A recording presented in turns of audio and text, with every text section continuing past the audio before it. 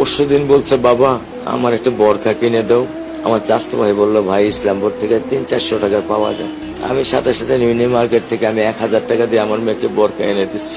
আমার জীবনে এমন কোন চাওয়া নাই যেটা আমি পূরণ করি নাই। জাতি আজ স্তব্ধ, আমি বাকরুদ্ধ। জাতি আজ স্তব্ধ, চলে গেল কবরে, আর দর্শক করে বাংলাদেশের আলো বাতাসে। এটা হতে পারে না, এটা হতে পারে না, এটা হতে পারে না।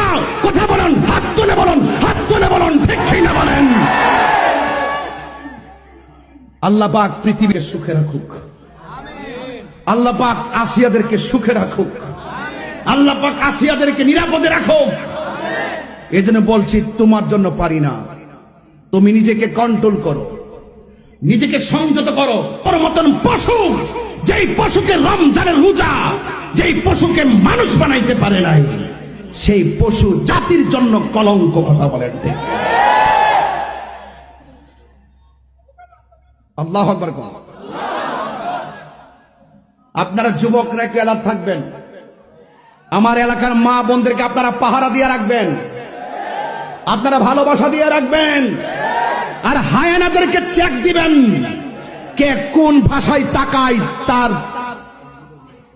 তাকে আমরা কখনো বরদাস্ত করব না।